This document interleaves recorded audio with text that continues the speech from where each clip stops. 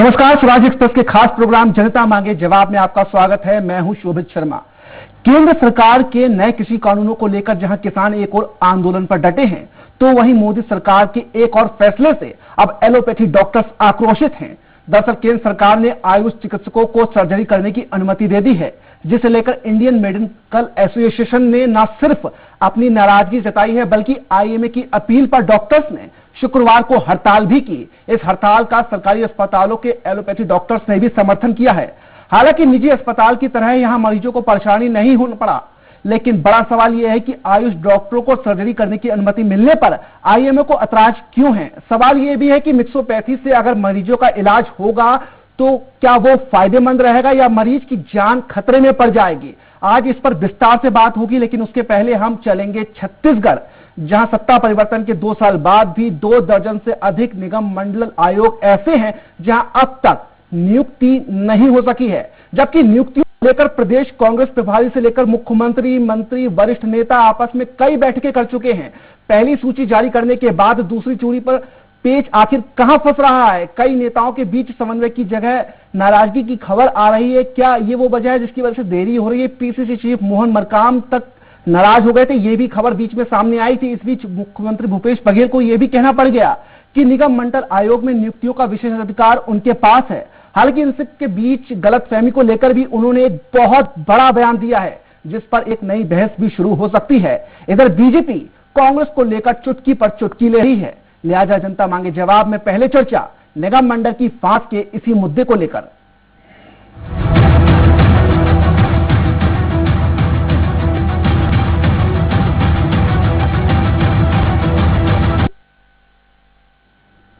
छत्तीसगढ़ में निगम मंडल और आयोग में नियुक्तियों की पहली सूची करीब 3 महीने पहले आई थी। तब कई विधायकों समेत वरिष्ठ नेता एडजस्ट हो गए थे, लेकिन उसके बाद से दूसरी सूची पर जो मंथन शुरू हुआ वो अब तक जारी है। सरकार को जिन जगहों पर विधायकों, नेताओं और कार्यकर्ताओं को नियुक्ति देनी है, उसमें राज्य पर्यटन मंडल, कृषि उपज मंडी बोर्ड, पर्यावरण संरक्षण मंडल, माटी कला बोर्ड, केश शिल्प कल्याण मंडल, मार्कफेड, ब्रेवरेज कॉर्पोरेशन, अनुसूचित जाति आयोग, छत्तीसगढ़ राजभाषा आयोग समेत तमाम जगह नियुक्तियां होनी है। इनमें किसे कहां एडजस्ट करना है, इसे लेकर नामों पर शायद सहमति नहीं बन पा रही है। लिहाजा दूसरी सूची अटकी पड़ी है। आखिर पेच कहां फंस रहा है और सीएम भूपेश बघेल ने ऐसा कौन सा बड़ा बयान दिया है जिस पर नई बहस भी शुरू होने वाली है। इसे लेकर एक रिपोर्ट देखते हैं और फिर चर्चा शुरू करेंगे इस पर। निगम मंडल में नियुक्ति है वो मुख्यमंत्री का विशेष अधिकार होता है, जिसे चाहे नियुक्त करता है। मुख्यमंत्री भूपेश बघेल जो कह रहे हैं वो पूरी तरह सच है। निगम मंडल आयोग में नियुक्ति का विशेष अधिकार मुख्यमंत्री के पास ही है, लेकिन वो चाहते हैं कि सभी नेताओं के बीच समन्वय और संतुलन रहे, मगर कई बैठकों के बाद भी ये नहीं हो सका। लिस्ट फाइनल होते ही किसी न किसी नाम पर पैंच फंस जा रहा है। 9 दिसंबर को हुई बैठक को लेकर तो खबर यहां तक आई कि प्रदेश कांग्रेस अध्यक्ष मोहन मरकाम नाराज हो गए हैं, इसलिए वे मुख्यमंत्री निवास में आयोजित बैठक में शामिल नहीं हुए। हालांकि पीसीसी चीफ से लेकर मुख्यमंत्री तक ने इस बात को सिरे से नकारा। देखिए, सामूहिक नेतृत्व का यही है कि सबसे राय शुमारी करके, सबसे बातचीत करके कोई फैसला लो। वहीं सबके बीच सीएम भूपेश बघेल एक और बड़ा बयान भी दिया है। दरअसल उन्होंने कहा है कि आलाकमान के निर्देश पर वो इस्तीफा भी दे देंगे, लेकिन गलतफहमी फैलाने वाले सचेत हो जाएं। हाईकमान बोले मैं तत्काल इस्तीफा दे दूंगा। आपसे बात करते हुए यदि फोन आ जाता है तो मैं चल दूंगा यहाँ से वापस। मुझे इस पद का मोह नहीं है, लेकिन जो जिम्मेदारी दी है उसका निर्वहन कर रहा हूँ। और कोई यदि इस प्रकार से गलतफहमी पैदा कर रहा है, चाहे कोई भी हो, उसको सचेत रहना चाहिए कि इस प्रकार से गलतफहमी पैदा करके तो देश का हित नहीं कर रहे हैं वो लोग। गलतफहमी फैलाने को लेकर सीएम भूपेश बघेल कितने गुस्से में हैं, ये उनकी बातों से साफ झलक रहा है। हालांकि अभी असली पैंच निगम मंडल की दूसरी सूची को लेकर फंसा है। तमाम माथापच्ची के बावजूद सेकंड लिस्ट अब तक फाइनल नहीं हो पाई है। इधर नियुक्तियों में हो रही देरी को लेकर विपक्ष ने कांग्रेस पर तंज कसा है। बीजेपी के मुताबिक सरकार छत्तीसगढ़ से नहीं दिल्ली से चल रही है, इसलिए भूपेश सरकार नियुक्ति नहीं कर पा रही। तो सरकार तो दिल्ली से चल रही, छत्तीसगढ़ से चल नहीं रही है। और करें नियुक्ति जितनी करनी है, लेकिन सरकार मजबूत सरकार नहीं है। 70 विधायकों के समर्थन के बाद भी यह सरकार मजबूर सरकार है। साल 2018 में 15 साल बाद छत्तीसगढ़ में कांग्रेस की वापसी हुई। ऐसे में पार्टी से जुड़े नेता और कार्यकर्ता इस कोशिश में हैं कि किसी न किसी जगह पे एडजस्ट हो जाएं। लिहाजा भूपेश इस सरकार के सामने बड़ी चुनौती है। अब इस चुनौती को पार कर सरकार दूसरी सूची कब जारी करेगी, इस पर सबकी नजर है। साथ ही एक सवाल ये भी उठ रहा है कि सीएम भूपेश बघेल ने आलाकमान का निर्देश मिलने पर इस्तीफा देने की बात कही तो क्यों कही, उनके इस बयान के पीछे की आखिर असल वजह क्या है, जनता ये भी जानना चाहती है। रायपुर से हेमंत शर्मा के साथ वैभव शिव पांडे की रिपोर्ट। तो निगम मंडल की फांस, इस मुद्दे पर चर्चा करने के लिए हमारे साथ रायपुर से जुड़ गए हैं कांग्रेस प्रवक्ता है घनश्याम राजू तिवारी जी। तिवारी जी आपका बहुत स्वागत है। बीजेपी नेता केदार गुप्ता जी, केदार जी आपका भी बहुत स्वागत है। हमारे साथ दो वरिष्ठ पत्रकार भी जुड़े हुए हैं, राव अवतार तिवारी जी हैं। तिवारी जी आपका स्वागत है। और वरिष्ठ पत्रकार के अग्निहोत्री जी हमारे साथ भोपाल स्टूडियो में मौजूद है। अग्निहोत्री जी आपका भी बहुत स्वागत है। तिवारी जी पहले आप ही के पास आऊंगा, चूंकि कांग्रेस पार्टी का मामला है, निगम मंडलों में नियुक्ति होनी है, देरी पर देरी आखिर क्यों हो रही है? तिवारी जी सबसे पहला सवाल तो यही है आपसे। ये देरी का जो विषय है ये मीडिया का विषय है, और जिस प्रकार से भारतीय जनता पार्टी इन नियुक्तियों पर जो बयानबाजी कर रही है, बेतुके बयानबाजी कर रही है जी। देखिए, पिछले वर्ष लगातार चुनावी वर्ष था, चाहे लोकसभा के चुनाव हो, नगर निगम के चुनाव हो या फिर पंचायती राज के चुनाव हो। ये साल बीता ही नहीं कि मार्च 2019 के बाद से लगातार कोविड जैसी एक महामारी पूरे देश में और छत्तीसगढ़ में फैली हुई थी, जिसके कारण से पहली चुनौती इस बीमारी से प्रदेश की जनता को सुरक्षित रखना ये सरकार की जिम्मेदारी थी। और उन परिस्थितियों से लड़ते हुए ये परिस्थितियां निर्मित हुई कि आज कहीं ना कहीं जो निगम मंडल में नियुक्तियां हुई, उसको लेकर तमाम हमारे बड़े नेता, हमारे प्रदेश के अध्यक्ष, हमारे प्रदेश के मुखिया इस पर बैठक करके एक विचार विमर्श कर रहे, तालमेल बिठाने की कोशिश उस पर की जा रही है कि 15 वर्षों के बाद प्रदेश में कांग्रेस की सरकार आई है, और जिन कार्यकर्ताओं ने लंबे संघर्ष के बाद जो आंदोलन प्रदर्शन में लगातार शामिल रहे, जिन्होंने संघर्ष किया, लाठियां खाई, डंडे खाए, ऐसे चेहरों को निश्चित तौर पर चिन्हित करना एक कठिन काम जरूर है, परंतु यही काम हमारे सभी वरिष्ठ नेतागण बैठकर हर कार्यकर्ताओं के राजनीतिक अनुभव, राजनीतिक उनकी पृष्ठभूमि और उनके किए हुए कार्यों की समीक्षा कर रही है। और मैं समझता हूं आने वाले 2-4 दिनों में ये सूचियां सामने होंगी, परंतु जो बातें भारतीय जनता पार्टी और तमाम इस विषय पर बातें आ रही है, मैं समझता हूं कि संगठन और सत्ता दोनों ही महत्वपूर्ण से कहीं अधिक महत्वपूर्ण है प्रदेश की जनता के विकास के चीजों को सुधारे रखना। तो मैं इस बात को कह सकता हूं कि भूपेश बघेल जी ने जो एक परिकल्पना की है, गढ़बो नवा छत्तीसगढ़, तो गढ़बो नवा छत्तीसगढ़ के लिए जो भी निगम मंडल आयोग में नियुक्तियां होंगी, उनके विचार, उनके कह सकते हैं अनुभव, ये सारी चीजें तलाशे जा रहे हैं, इसलिए ये समय लग सकता है और 2-4 दिन में ये नियुक्तियां सामने होंगी हम आपके। तिवारी जी एक सवाल ये है, आपने कहा कि कोरोना काल है, इस वजह से देरी हो रही है, लेकिन सवाल इस बात का है कि कोरोना काल में ऐसी कोई भी गतिविधियां नहीं हैं जो रुकी हुई। ठीक है, कई चीजों में देरी हुई है, उपचुनाव आपने करवाया, अच्छे से संपन्न हुआ, उसके बाद आपने जो निगम मंडलों आयोग में जो नियुक्तियां होनी थी उसकी पहली सूची जारी हो गई, सब जो है जो नेता कार्यकर्ता विधायक थे वो एडजस्ट हो गए, लेकिन 3 महीने अब जब होने को आए हैं, ऐसी सूरत में दूसरी सूची नहीं आ रही है, वो भी तब जब लगातार मंथन हो रहा है। मंथन का दौर ऐसा भी नहीं है कि अभी शुरू हुआ, काफी लंबे समय से चल रहा है। उसके बीच में काफी ये भी बात आई कि मोहन मरकाम जी जो है पीसीसी चीफ, वो खुश नहीं है। उसके बाद सीएम भूपेश बघेल ने भी इसको स्पष्ट किया, कहीं कोई मतभेद या कहीं कोई समस्या नहीं है। लेकिन यहाँ बात सवाल विपक्ष का नहीं है कि विपक्ष ये सवाल उठा रहा है, चूंकि देरी हो रही है इसलिए सवाल उठ रहा है। और आपने जैसा कि कहा कि मीडिया इसको उठाता है, देरी हो रही है, मीडिया का विषय है, तो आप सरकार जो करती है, विपक्ष जो करता है, मीडिया वही विषय को उठाता है।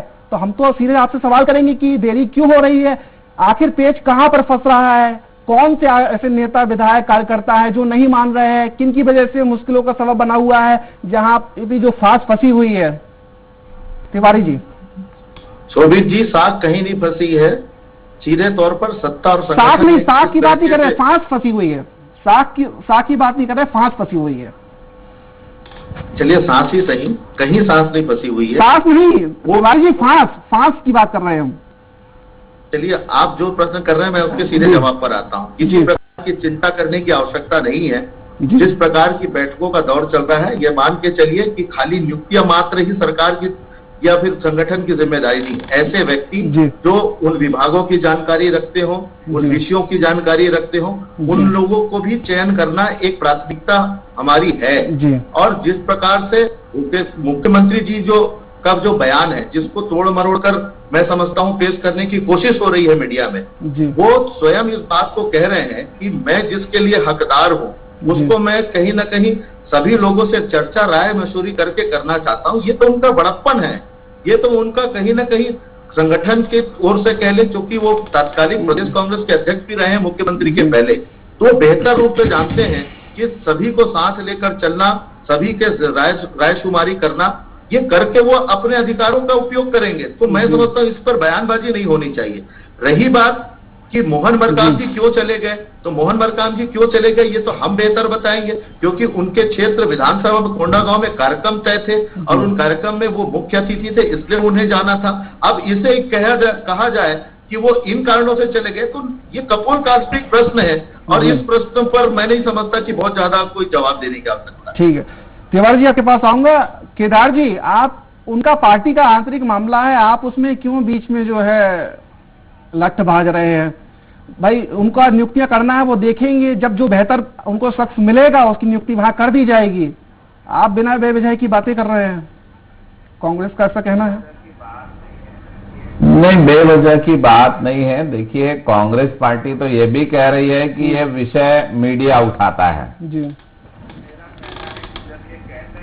पर मेरा कहना है कि जब ये कहते हैं, जब ही बात सामने आती है और उस पर प्रश्न खड़े होते हैं। जी, आज से 4 महीना 6 महीना पहले से ये कह रहे हैं कि दूसरी सूची जल्द आ जाएगी, परंतु सब इंतजार कर रहे हैं और सूची आ नहीं रही है।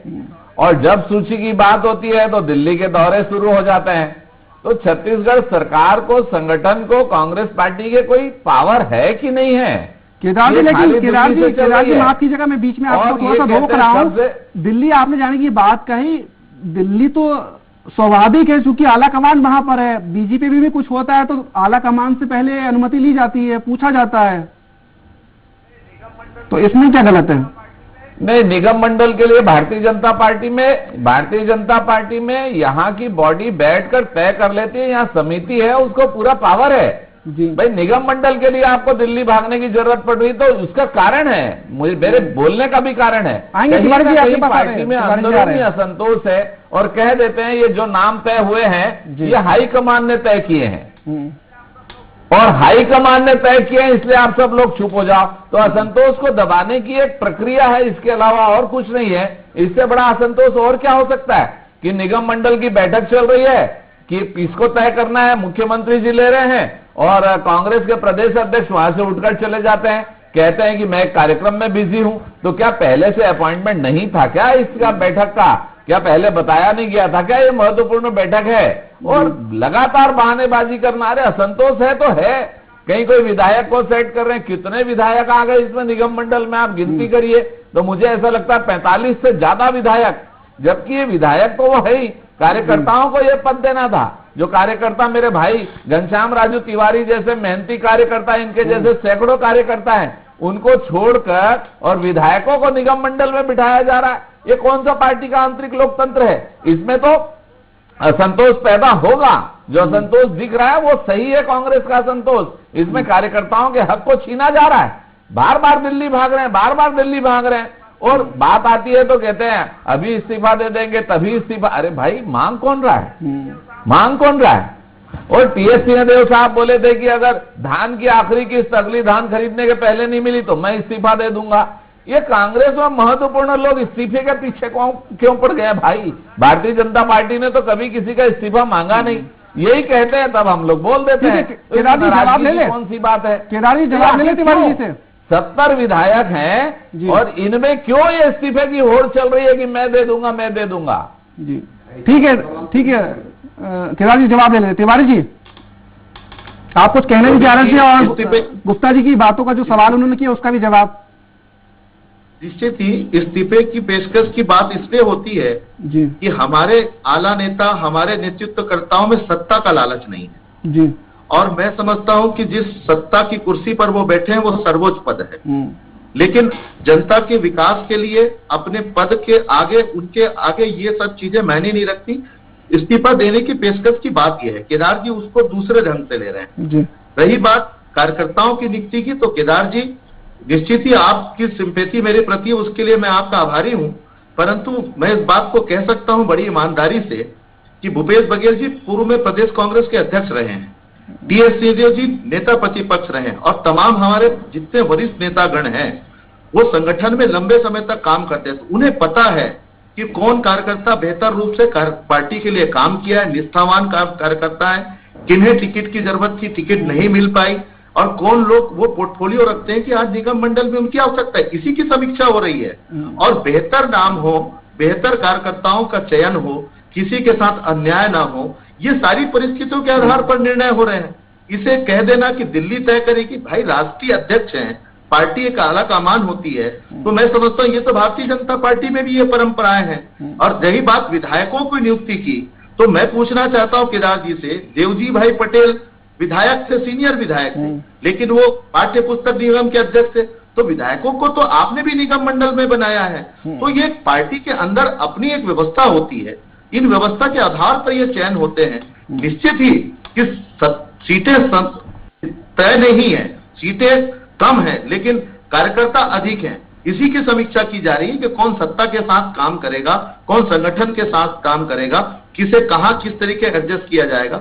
निश्चित ही कार्यकर्ताओं का हक है और अधिकार है, और वहीं पर किसी प्रकार का कुठाराघात न हो, ये चिंता हमारे नेताओं को है, इसलिए बैठकों का दौर चल रहा है। मैं आश्वस्त करता हूं शोभित जी कि आने वाले 3 से 4 दिनों के अंदर में ये सारी सूचियां सामने होगी, तब यही भारतीय जनता पार्टी कहेगी कि फलाने कार्यकर्ताओं को क्यों नहीं लिया, फलाने विधायक को क्यों ले लिया, तो इन्हें क्यों लगाने का जो अधिकार है, ये अपना सवाल करते रहे। गुप्ता जी आपके पास आऊंगा, गुप्ता जी मैं आपके पास आऊंगा। हमारे साथ रावता तिवारी जी भी है, क्योंकि आपने अपनी बात कही है, तिवारी जी ने अपनी बात कही है। एक बार मैं बस गुप्ता जी आपके पास आऊंगा, थोड़ा सा तिवारी जी की भी टिप्पणी देख लेते हैं, क्योंकि वहां से सटीक टिप्पणी निकल के आएगी।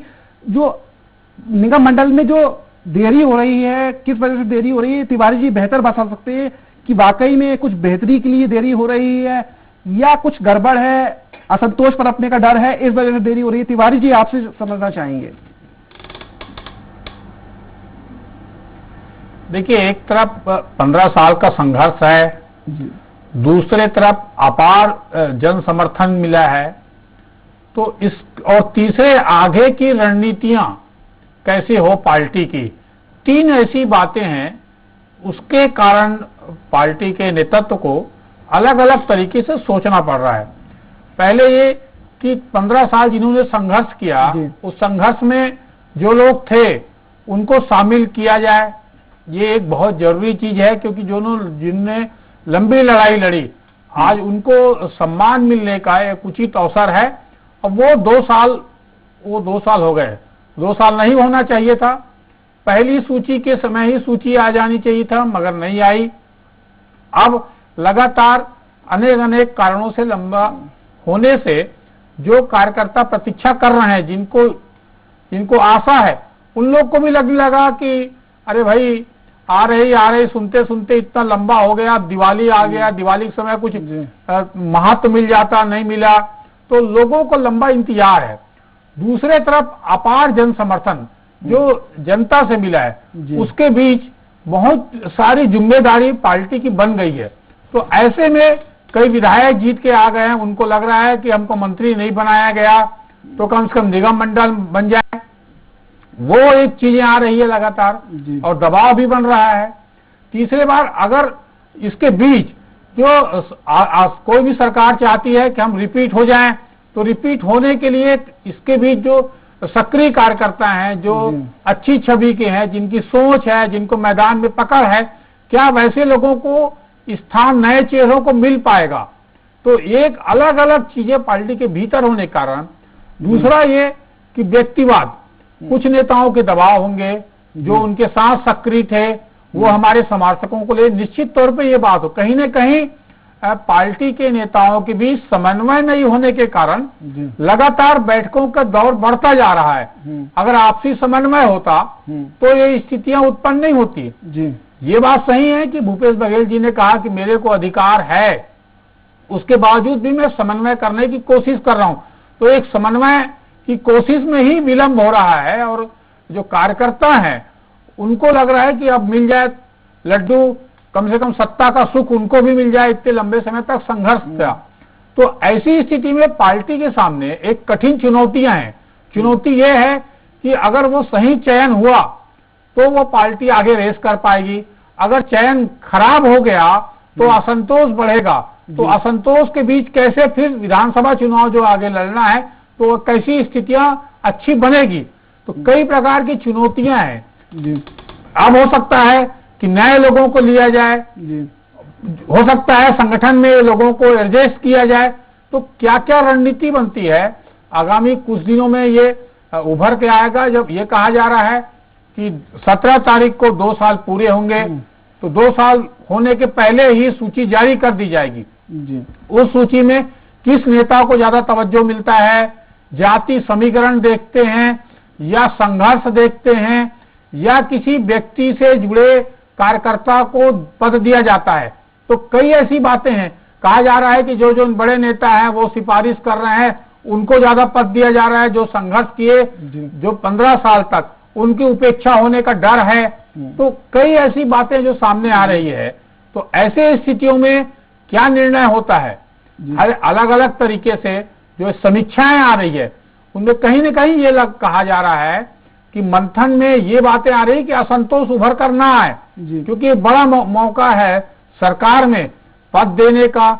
ऐसे समय में सही लोगों को एडजस्ट किया गया तो पार्टी को आगामी समय संघर्ष करते हुए एक अच्छा संदेश जाएगा और उसका फल पार्टी को आगामी समय हो सकता है। ठीक है रावतवाल जी।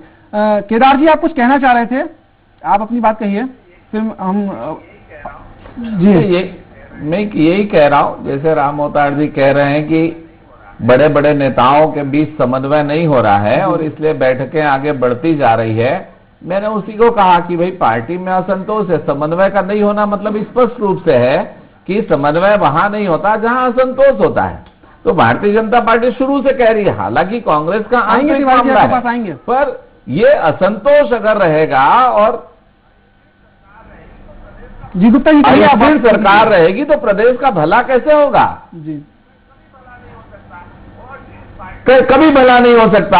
और जिस पार्टी में 70 विधायक हों और 45 विधायकों को मंत्री, संसदीय सचिव, निगम मंडलों में बैठाल दिया, उसके बाद कार्यकर्ता बेचारे पीछे छूट गए, वहां समन्वय कैसे होगा, वहां तो असंतोष होने ही वाला है। अभी भी सुनने में आ रहा है कि 4-5 विधायकों को इसमें फिर से सेट करेंगे। तो ये सेटिंग का काम कांग्रेस क्यों कर रही है, क्यों अच्छे कार्यकर्ताओं को सामने लाकर उनको निगम मंडल क्यों नहीं सौंप रही है, पहली बात। दूसरी बात, देखिए कितनी विरोधाभास चीजें हैं कांग्रेस पार्टी में और इस शासन में। ये कहते हैं कोरोना के कारण आय घट रही है इसलिए हम खर्चा कम करेंगे, तो माननीय मंत्री जी लोगों ने अपने काफिले में गाड़ियां कम कर दी, इसको प्रचारित करते हैं। पर जहां 100-200 करोड़ रुपए का खर्च महीने का सरकार के सिर पर आना है, जनता की गाड़ी कमाई जानी है, कोरोना काल चल रहा है, पैसा नहीं है, वहां निगम मंडल के पीछे पड़े हैं। एक लिस्ट जारी कर दी कोरोना के समय, दूसरी जारी करने वाले हैं।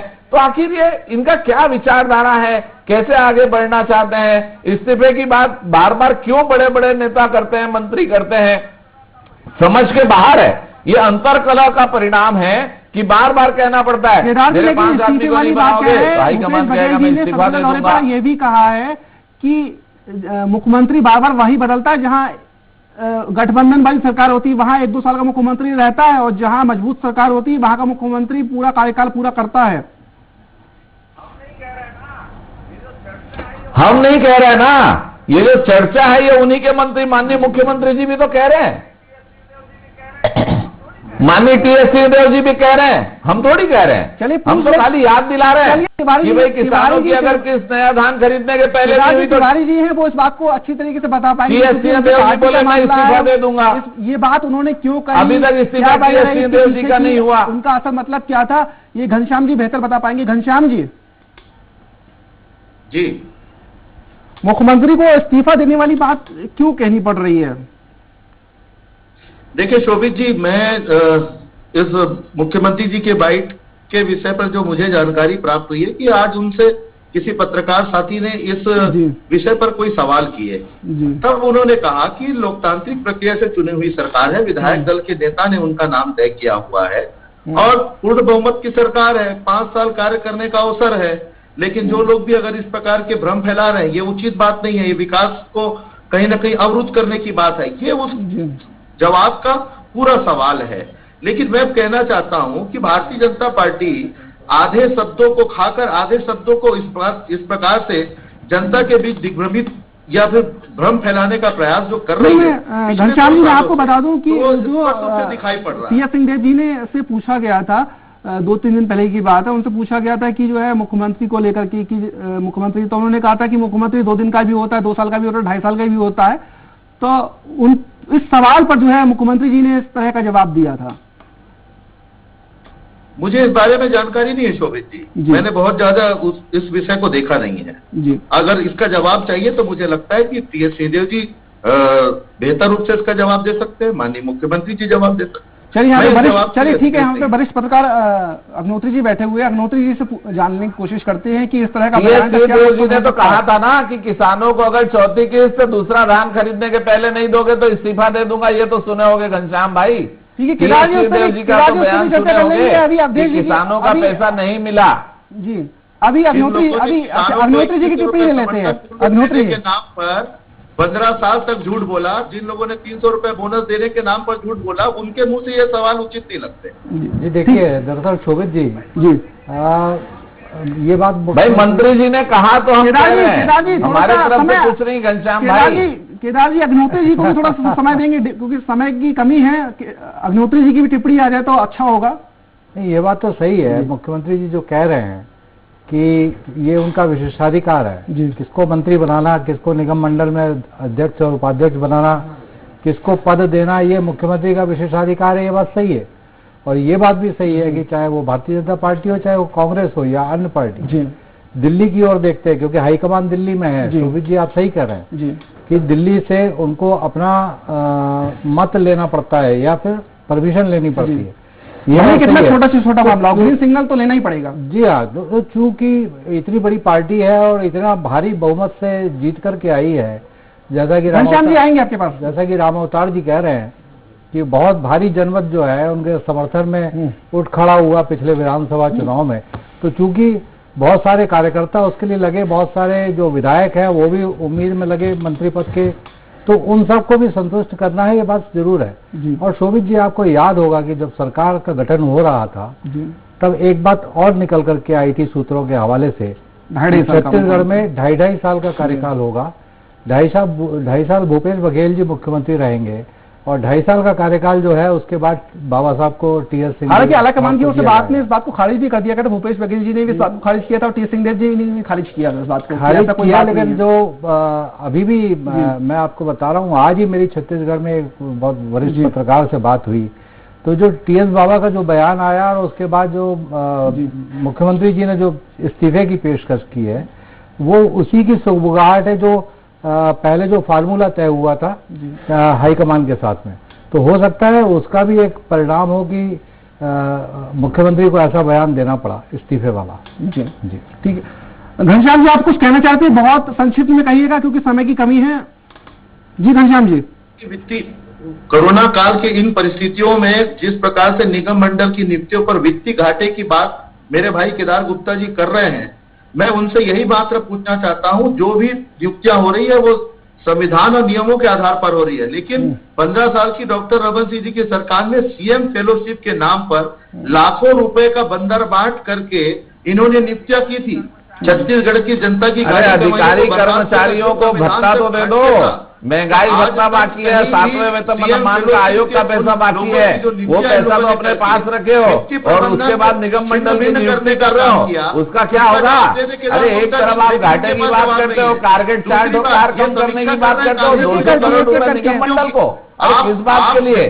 अधिकारी कर्मचारियों का पैसा दे दो, चौथी किस्त किसान भाइयों को दे दो, किसान भाइयों की चौथी किस्त पे निगम मंडल में बैठोगे क्या मेरे भाई? अरे जिसका धान लिया उसको पैसा दे दो यार, उसके बाद फिर बन जाना। किसान भाई, प्रदेश के किसान भाई के धान का पैसा नहीं दिया अभी तक। केदार जी सुन लीजिए, बोल नहीं पाएंगे आप भी। आप जितने समीक्षा कांग्रेस की कर रहे हैं, मुझे उचित लगता है कि मैं कह तो रहा हूँ ना, धान का पैसा दे दो। मेरे मित्र, पहले किसान के धान का पैसा दे दो, चौथी की अधिकारी कर्मचारियों का घनश्याम जी के राजी समय समाप्त हो गया है। आखिर में ये सब पैसे घनश्याम जी के राजी समय समाप्त हो गया है।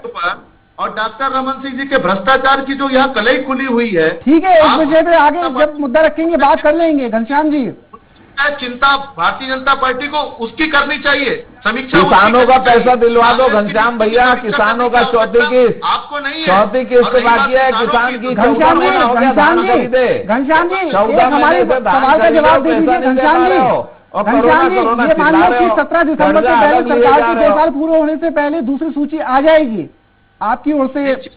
चौधरी जी, सूची आ जाएगी और आप देखिएगा कर्मठ कार्यकर्ता और होनहार कार्यकर्ता जो प्रदेश के विकास में भागीदार हो, गढ़बो नवा छत्तीसगढ़ की परिकल्पना जो माननीय भूपेश बघेल जी ने देखी है, उसको साकार करने के लिए ये नियुक्तियों के नाम सामने आएंगे। चलिए, घनश्याम जी आपका हमारे साथ जुड़ने के लिए बहुत धन्यवाद। केदार जी आपका भी बहुत बहुत धन्यवाद। रामदास जी आपका भी बहुत बहुत धन्यवाद। और अग्निहोत्री सर आप बने रहिए, आपसे आगे भी चर्चा करेंगे। तो छत्तीसगढ़ में भूपेश सरकार के 17 दिसंबर को 2 साल पूरे होने जा रहे हैं। ऐसे में उम्मीद यही जताई जा रही है कि निगम मंडल में नियुक्ति की जो दूसरी सूची है वो 4 से 5 दिन के अंदर आ सकती है। लेकिन मुद्दे की बात तो यह है कि दूसरी सूची में देरी क्यों हो रही है? क्या कांग्रेस को इस बात का डर है कि दूसरी सूची आने पर पार्टी में असंतोष पैदा हो सकता है, इसलिए नामों को लेकर अंतिम मोहर नहीं लग पा रही है, या फिर वाकई कुछ और वजह है? जैसा कि विपक्ष कह रहा है कि दिल्ली से नाम तय होते हैं, इस वजह से देरी पे देरी हो रही है, नामों पर सहमति नहीं बन पा रही है। जो विधायक है, कार्यकर्ता है, जिन्होंने काफी लंबे समय तक संघर्ष किया है, वो अब आना चाहते हैं मेन लाइन में। इस वजह से जो है उनको कहीं ऐसा डर है कि कहीं विरोध ना कर दे, इस वजह से देरी हो रही है। खैर, वजह जो भी हो, सेकंड लिस्ट अभी तक फाइनल नहीं हो पाई, सच यही है।